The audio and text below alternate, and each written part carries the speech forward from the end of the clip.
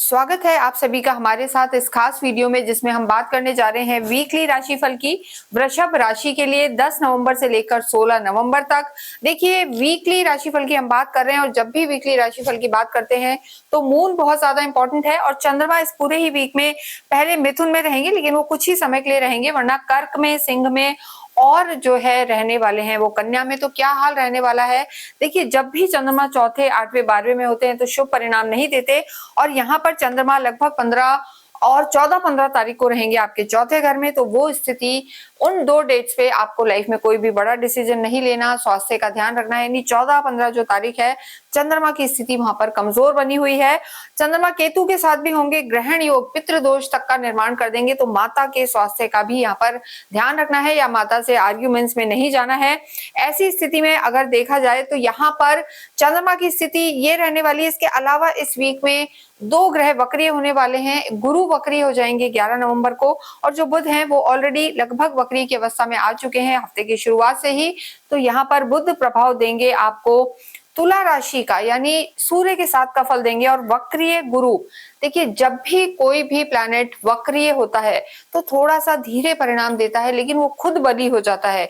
यानी वक्रीय ग्रहों को एक अलग सा बल मिल जाता है, और जब भी कोई अच्छा नैसर्गिक सुख देने वाला प्लैनेट बली होता है तो वो और बली होके अच्छे फल देता है, और अगर कोई दुष्ट प्लैनेट, पापी ग्रह बली होता है तो वो और नेगेटिव हो जाता है। तो गुरु 11 तारीख को यहाँ पर वक्रीय होंगे और यहाँ सेकंड हाउस यानी मिथुन का लगभग प्रभाव देने लगेंगे। हालांकि ना सिर्फ इस वाले वीक में ही नहीं, ये 11 मार्च तक यहाँ पर वक्रीय रहने वाले हैं। तो ऐसे में धन लाभ के बड़े अवसर आपके लिए खुलेंगे, धन लाभ के योग बनेंगे वृषभ राशि के लिए। तो ऐसे में आपको धन का उपयोग सोच समझ कर करना है, प्रॉपर इन्वेस्टमेंट करना है, ये इस वीक के लिए बहुत ज्यादा जरूरी है। तो यहाँ हम सबसे पहले बात करेंगे आपके स्वास्थ्य की। देखिए, एक और ग्रह यहाँ पर बदलने वाले हैं 16 तारीख को। यहाँ पर सूर्य संक्रांति रहेगी, सूर्य नीच के चल रहे हैं और यहाँ से तुला से निकलकर सूर्य वृश्चिक में प्रवेश कर जाएंगे और आपके लिए वो जो सप्तम भाव में आ जाएंगे। यहाँ पर ऑलरेडी मंगल विराजमान है, बुध है, लेकिन बुध भी वक्रीय चल रहे हैं। तो ऐसी स्थिति में किन चीजों का ध्यान करना है, क्या रेमेडीज करनी है, ये हम यहाँ पर आपको बताने वाले हैं। देखिए, सबसे पहले अगर हम यहाँ पर देखें, आपके स्वास्थ्य की बात करें तो आपके जो लॉर्ड हैं शुक्र हैं, और शुक्र की जो स्थिति बनी हुई है, जब भी हम स्वास्थ्य की बात करते हैं तो आपके फर्स्ट हाउस के लॉर्ड को देखते हैं। शुक्र इस समय आपके चल रहे हैं छठे घर में, हालांकि वो स्वग्रही है। तो लेकिन यहाँ पर आपको अपने अगर किसी को शुगर है, थायराइड की समस्या है, या किसी ना किसी को गायनिक अगर कोई इशू है, तो इस वीक में बढ़ सकता है। स्पेशली 14-15 तारीख को आपको थोड़ा सा ओवर थिंकिंग की समस्या रह सकती है, थोड़े से भावुक रह सकते हैं। तो यहाँ पर शुक्र की स्थिति के साथ सूर्य के कारण यहाँ पर आपको एक तो अपने खाने पीने का ध्यान रखना है, और कोई भी पुरानी बीमारी थोड़ी सी उखड़ के बाहर आ सकती है। तो इन दो डेट्स पर तो विशेष ध्यान रखें, अन्यथा यहाँ पर कोई मेजर समस्या दिखाई नहीं दे रही है आपका। ना हम कहेंगे कि यहाँ पर कोई ढैया चल रही है, ना 7.5 चल रही है। तो स्थितियां आपके लिए ठीक है, और सूर्य भी 16 तारीख को एक बलवान अवस्था में आ जाएंगे, तो आपकी डिसीजन मेकिंग काफी अच्छी हो जाएगी। लेकिन यहाँ पर अपने क्रोध पर संयम रखना है, वरना ब्लड प्रेशर भी डिस्टर्ब हो सकता है। इसके साथ हम बात करेंगे आपकी लव लाइफ की। देखिए, जब भी लव लाइफ की बात करते हैं तो पंचम हाउस देखा जाता है, फिफ्थ हाउस को देखा जाता है। बुध यहाँ के लॉर्ड हैं, और बुध इस समय, बुध भी वक्रीय पतित अवस्था में चल रहे हैं।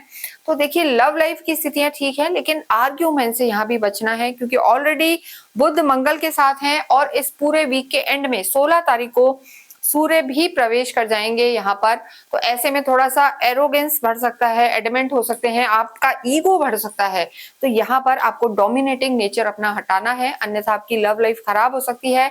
और अगर आप एक दूसरे को समझने की कोशिश करते हैं तो चीजें ठीक रहेंगी, लेकिन 14-15 तारीख को आप विशेष ध्यान रखें और आर्ग्यूमेंट्स में बिल्कुल भी ना जाएं। वैवाहिक जीवन की जब हम बात करते हैं तो देखिए, 7th हाउस को देखा जाता है, सप्तम को देखा जाता है। आपका खुद का लॉर्ड शुक्र रोग ऋण शत्रु के घर में है, और मंगल का 7वें घर में होना मंगल दोष बना देता है। मंगल जब सप्तम में यहाँ पर विराजमान है, बुध भी विराजमान है, मंगल की सीधी दृष्टि है, तो जैसा मैंने बताया अग्नि तत्व थोड़ा बढ़ा हुआ दिखाई दे रहा है। और 16 तारीख से सूर्य भी यहाँ प्रवेश कर जाएंगे। तो यहाँ पर हम यही कहेंगे कि आपको थोड़ा सा संभलने की जरूरत है। वैवाहिक जीवन में आर्ग्यूमेंट से बचना है, कॉन्फ्लिक्ट से बचना है, ये बहुत ज्यादा जरूरी है, अन्यथा कहीं ना कहीं थोड़ी सी परेशानी का सामना आपको करना पड़ सकता है।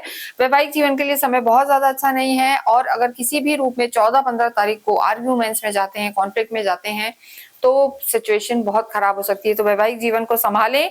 देखिए अभी पूरा वीक भी ध्यान रखने की जरूरत है क्योंकि मंगल है, और उसके आगे भी जो सूर्य की स्थिति रहेगी, यानी सूर्य और मंगल दोनों ही चलेंगे, तो यहाँ पर वैवाहिक जीवन के लिए हम कहेंगे समय अच्छा नहीं है। इसमें देखिए प्रोफेशनल लाइफ के लिए ये स्थिति अच्छी रहेगी, आपका डिसीजन मेकिंग बढ़ेगा, आपको प्रॉपर्टी से फायदा होगा, गवर्नमेंट से फायदा होगा, लेकिन आने वाले वीक में आपको अपनी पर्सनल लाइफ में ध्यान देने की जरूरत है। जिन लोगों का विवाह नहीं हुआ है उन्हें भी हम कहेंगे कि थोड़ा सा अभी इंतजार करना चाहिए, जल्दबाजी में कोई निर्णय ना लें। वैवाहिक जीवन के बाद हम देखेंगे आपके कर्म क्षेत्र को। जैसा मैंने बताया, प्रॉपर्टी से रिलेटेड अगर कोई काम कर रहे हैं, धन भाव के स्वामी बुध हैं, उनकी स्थिति भी अच्छी है, और जो गुरु हैं 11 से वक्रीय होके आपको धन भाव का यहाँ मिथुन का फल देने वाले हैं। तो कोई भी कार्य, कहीं पैसा अटक रहा था, कहीं आपने इन्वेस्ट किया था वो निकल नहीं पा रहा था, या किसी भी तरीके की कोई समस्या थी धन से रिलेटेड, वो इस वीक में दूर होती हुई नजर आ रही है। साथ ही साथ अगर विदेशों में जाके काम करना चाहते हैं, IT में काम कर रहे हैं, मीडिया से रिलेटेड कार्य कर रहे हैं, या इस वीक के एंड में अगर आप गवर्नमेंट से रिलेटेड भी कार्य करते हैं, तो सफलता आपकी निश्चित है। सीनियर्स का सपोर्ट मिलेगा, मेंटर्स के साथ आपकी अच्छा तालमेल होगा, लेकिन यहाँ भी आपको वाणी का ध्यान रखना है। और जो एक ये होता है ना, मैं ही मैं हूँ एटीट्यूड, ईगो, इसको थोड़ा सा कंट्रोल करें तो यहाँ पर चीजें ठीक हैं।